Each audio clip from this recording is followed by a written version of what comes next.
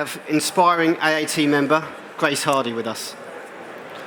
So Grace has a really interesting story to tell.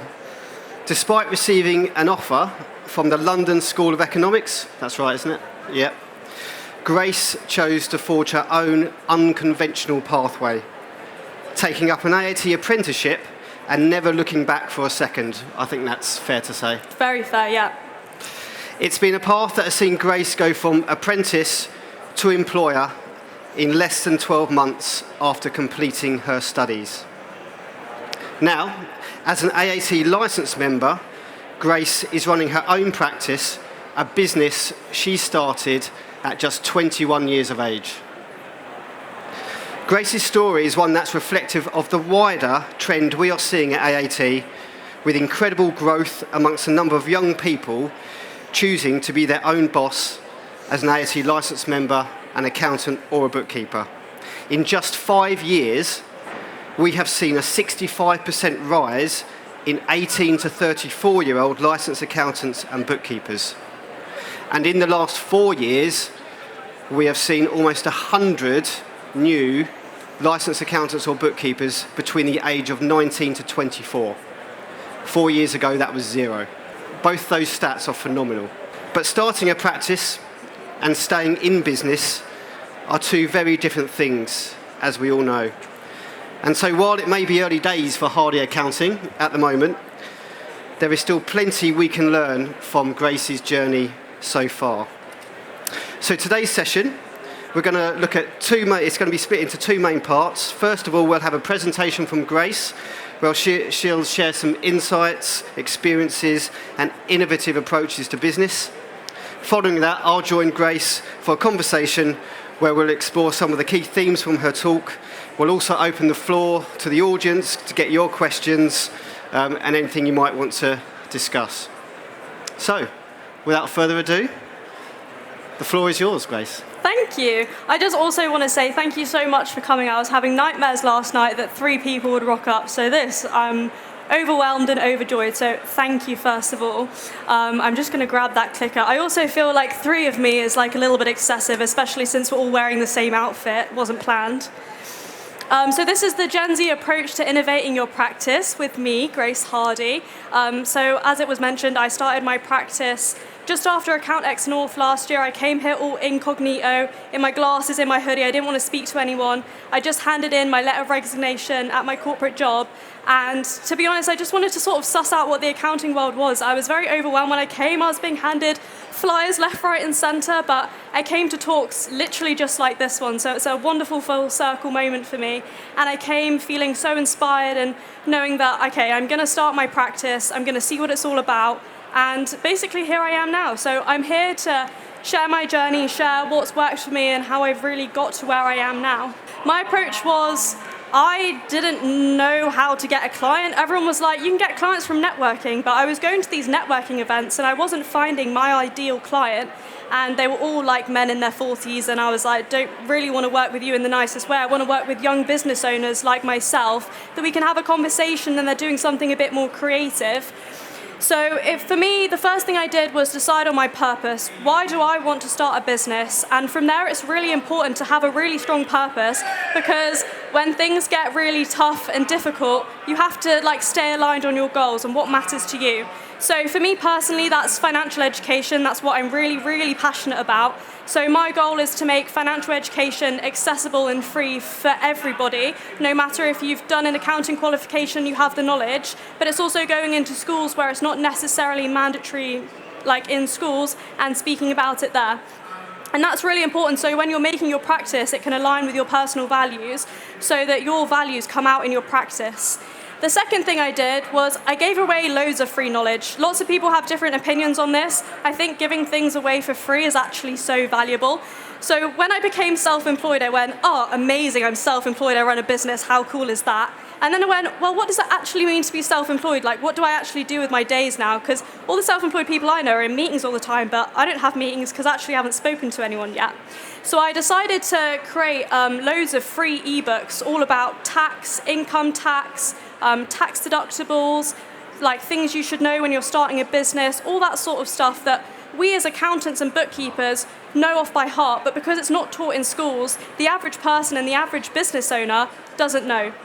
Most people start their businesses because they're so passionate about what they do, not necessarily because they're passionate about tax, unless you're us, of course, that's why we all started.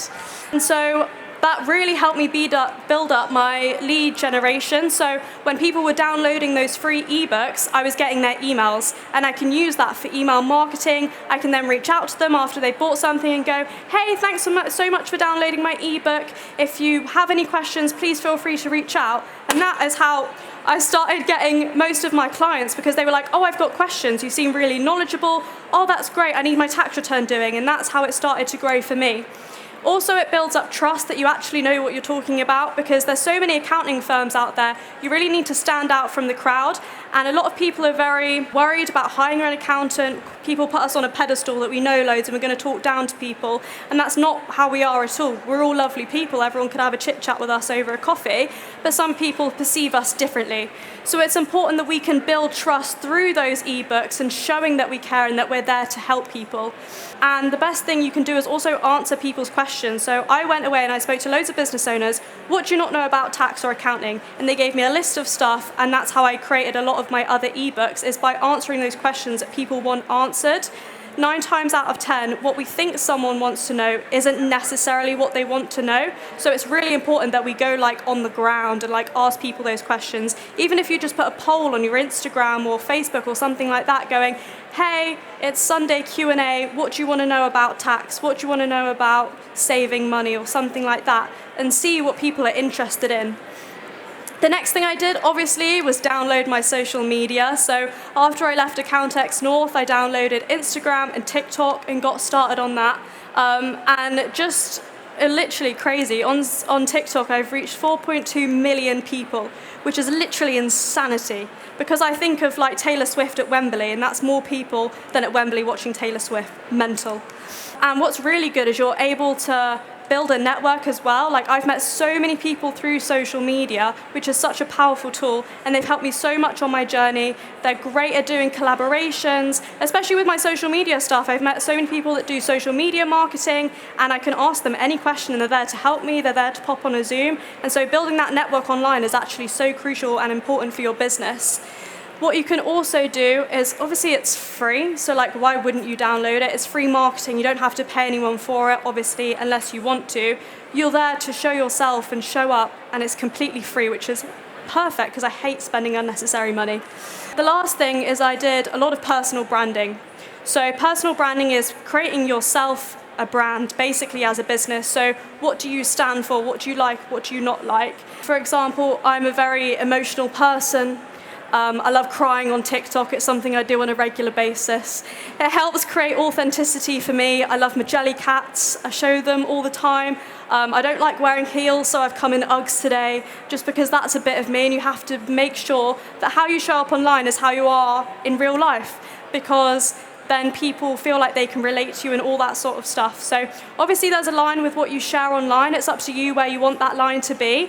But sometimes just showing a little bit into your life makes people relate to you a lot more.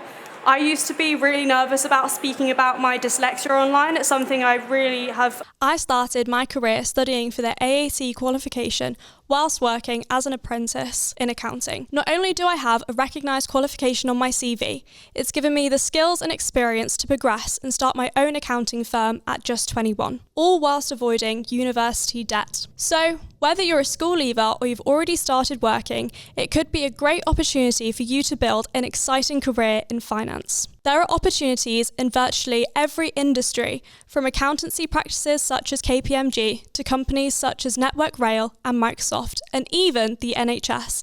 There is no limit to your potential. Find out more about accounting apprenticeships at aat.org.uk/unconventional. Struggled with, I think I got diagnosed about the age of 5, so all the way through school it was seen as something really bad, and I had a lot of limiting beliefs put on me about it, and so I was really scared to do my first post about dyslexia on LinkedIn. But then as soon as you do it, everyone goes, oh my god, that's amazing that you've spoken about that. I really suffer with dyslexia as well, and it's so nice to see someone else come out and talk about it, but also the positives on it and put a positive spin. So sometimes when you share those things, it just makes you so much more relatable, because a lot of people put you on a pedestal. A lot of people will just just show the highlights on social media, and that's not necessarily always correct. So this is inside my strategy. So the first thing I thought was, how do you actually market yourself on social media? Great, you've downloaded TikTok, you've downloaded Instagram. Actually, what are the next steps? So I would always say the first one is to create your client avatar if you haven't already. So that is basically getting a little person, drawing a little stick man, and going, right, what does my ideal client look like? What age range are they? Where are they hanging out online? Personally, I'm not on Facebook or Twitter just because that's not where my clients hang out. They hang out on Instagram and on TikTok. So it's making sure that you know where they're hanging out so you don't waste any time on platforms that you don't necessarily need. Then the next thing is defining your personal brand. So what do you want to stand for? For me personally, I want to stand for financial education, apprenticeships, and young business owners. So that's what my personal brand emulates. Then the next thing is deciding what your USP is. How do you stand out from the crowd? There are so many accountants, we're in a room filled with them. What makes you different to the accountants sitting next to you? So for me personally, I was really scared when I came into the accounting world. I was like, oh my God, no one's going to take me seriously. I'm a 21-year-old girl who's just come out of my apprenticeship. Everyone's just going to be like, what's she even talking about? And then I was like, okay, that's what makes me different. I'm a young female in accounting. So now I've honed in on that, and that's my USP. That's what I put out to the world. And everyone in this room will have a different USP, and that's what makes you unique and incredible. So you just need to hone in on that and then show it to the world. The next thing is obviously, everyone says like consistency is key, and it's obviously a really boring saying, and you've probably heard it about 20 times today, but unfortunately it's so true. So when you're showing up online, it's really important that you are consistent. So whether that means you're posting 3 times a week or 3 times a day, make sure you're doing something that works around your schedule. You'll always see people online that go, I post 3 times a day, and I go, I don't have time for that. You need to make a schedule that works for you, and just finding a nice medium. But you do need to show up consistently, because that is how you grow and more people see you, because not everyone will see one post, but the more you post, the more people, more eyeballs you'll get on it. And it's really important to collaborate with other professionals and influencers in the field, so you can just pop them a message going, hey, do you want to hop on a live later?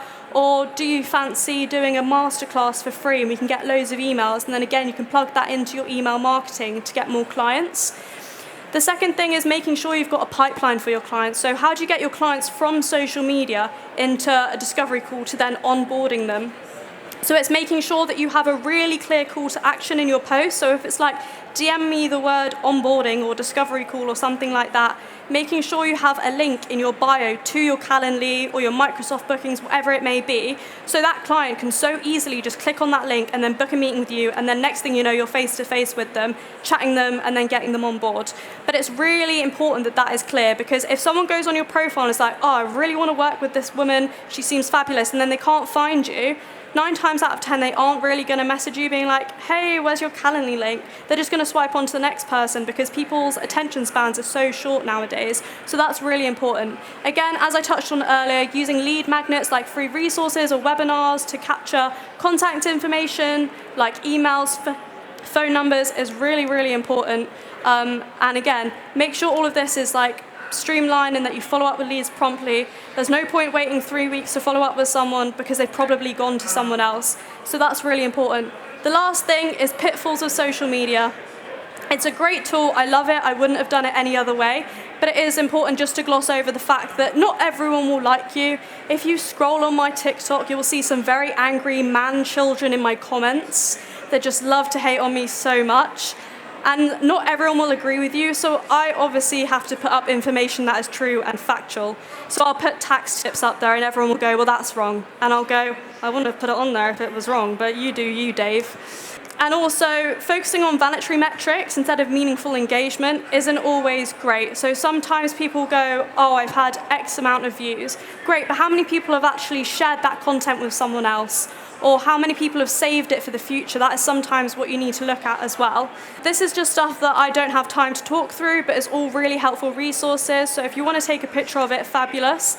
The things I'd like to highlight is answerthepublic.com. It's an amazing free website where you can type in a word like tax, for example, and it will come up to 50 to 100 questions that people are Googling online right now, and that is how you can find content ideas in less than 5 minutes. And then you've got all these questions people are answering, so you know that it's relevant to what people want to know, and then you can go on social media and answer those questions and build up your trust and credibility with your audience. Canva is an amazing one to make posts on as well. It's where I make all my Instagram posts. And again, feel free to have a look. That's it, pretty much. Thank you very much, Grace. I think that deserves a round of applause.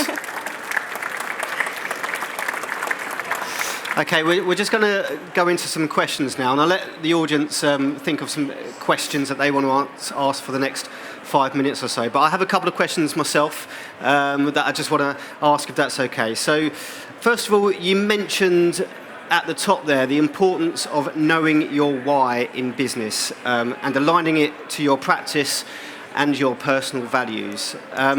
What advice would you give to someone to help them find their why?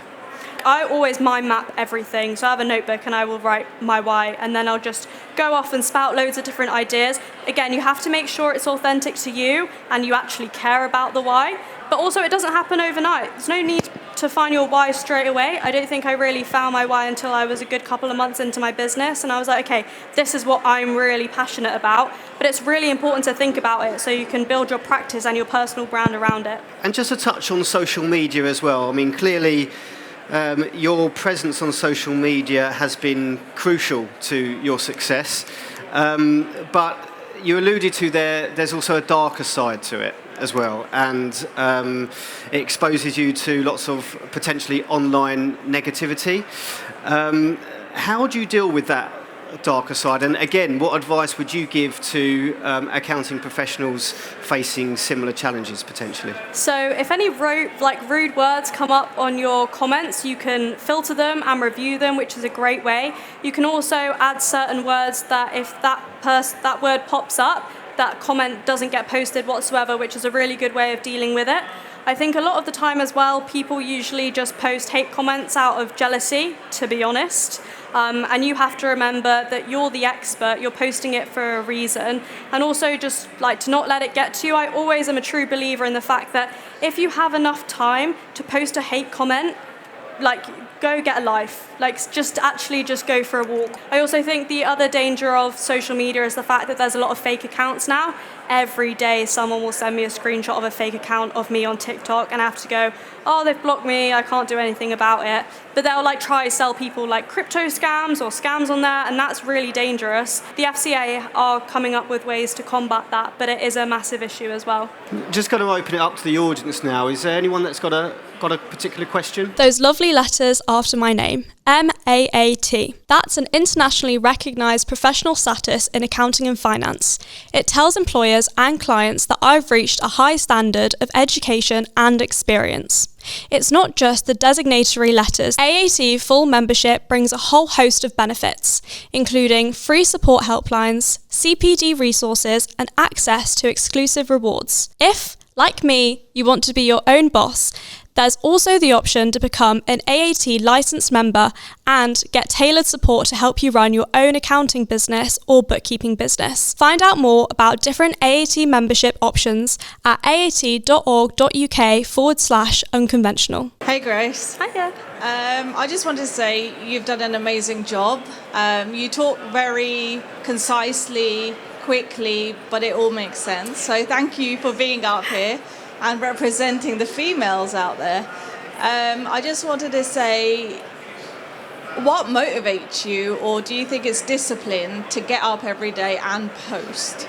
I come from a single parent background, and so for me I've always wanted financial stability. That's really important to me, and also I love having my own freedom, my own flexibility. I don't think I could go back to working a 9 to 5 anymore.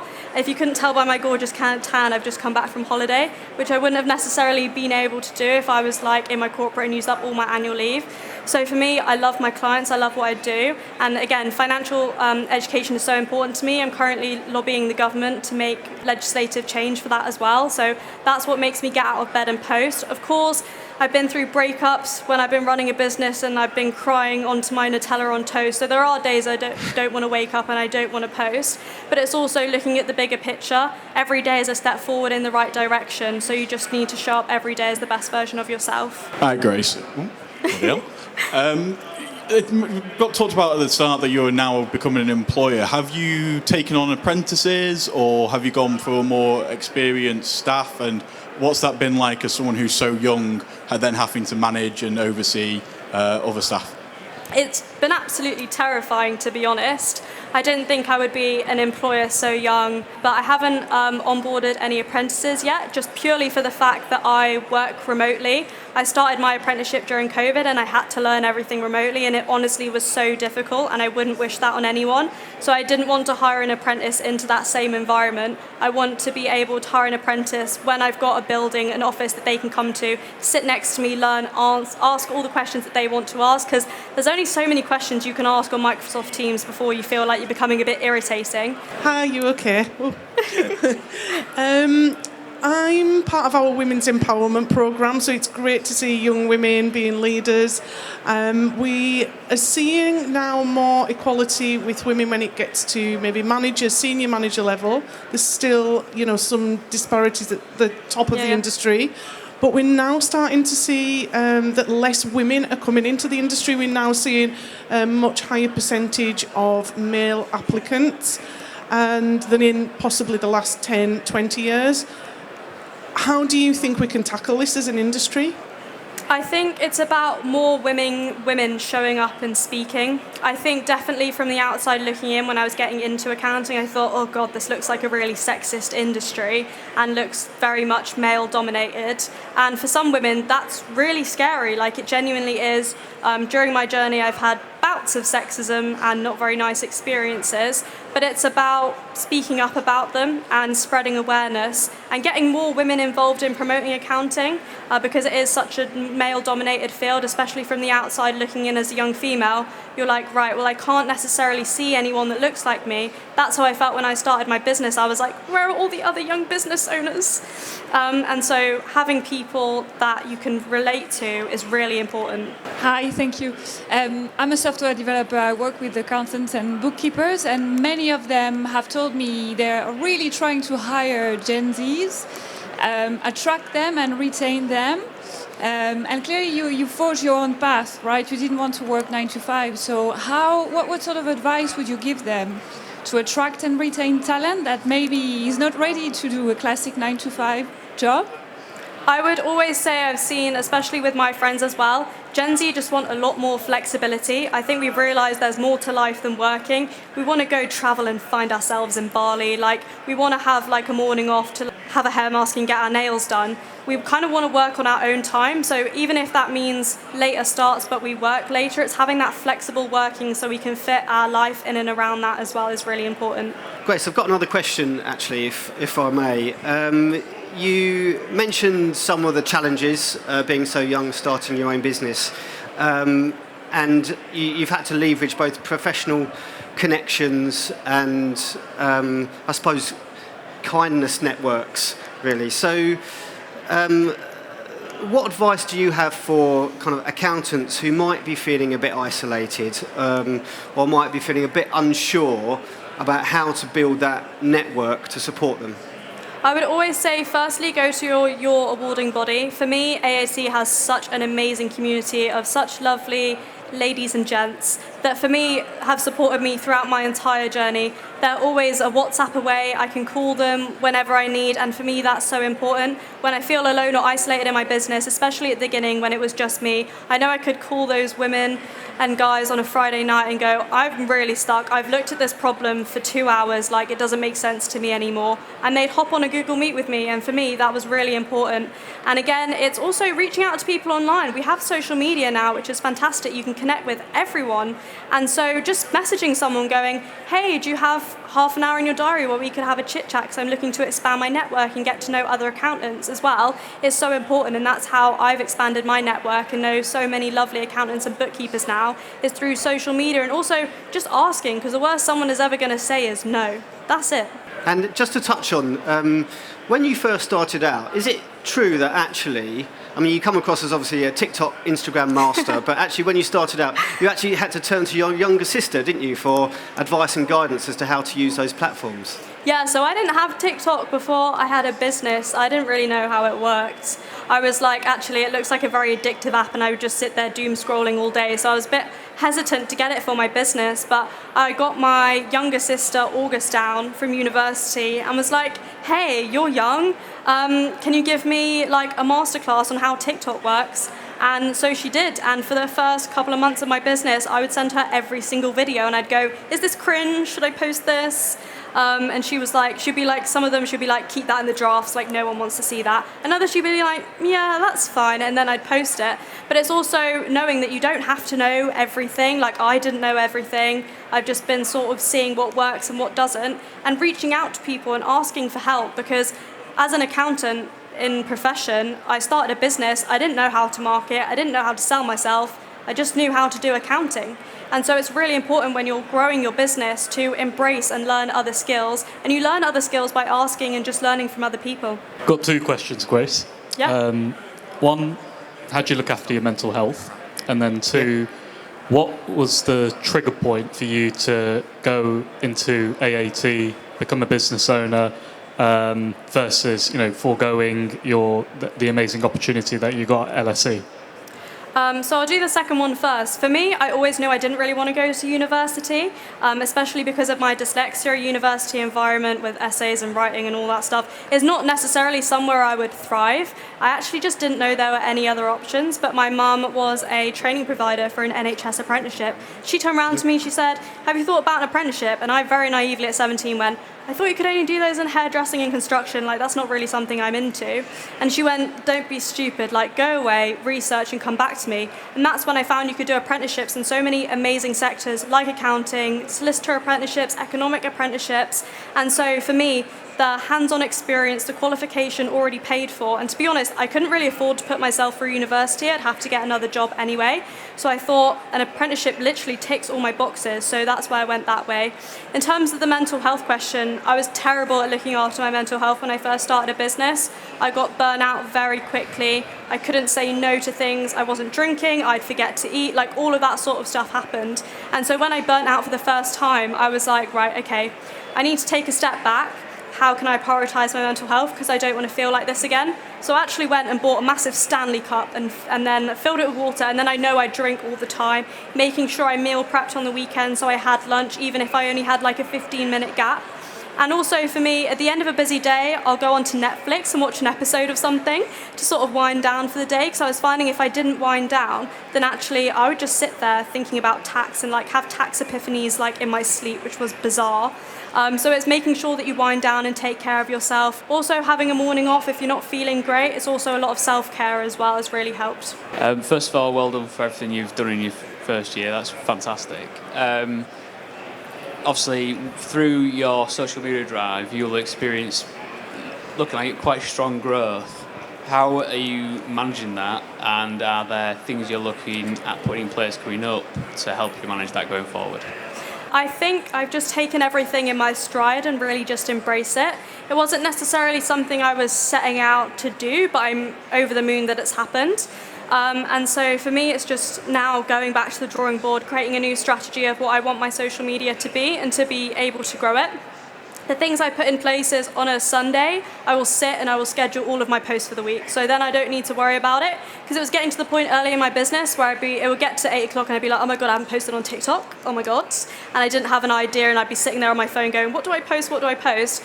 But actually, I just have like a notes page in my phone of ideas and inspiration that I want to post. And then on a Sunday, I'll sit down, schedule it all, write it all. And then it's done for the week and actually don't have to worry about it anymore, which has actually been such a lifesaver. Thank you, Grace, so much for sharing your insights and experiences. I think the audience have been truly wowed by your story and inspired as well. And I think it really showcases, for example, the potential of the AAT pathway at the moment. And before we sign off, I think we should do the biggest selfie Accountex North has ever seen. Everyone wave. Yeah, come on. Brilliant. Thank you. Let's all give Grace a clap. Oh, thank you so much.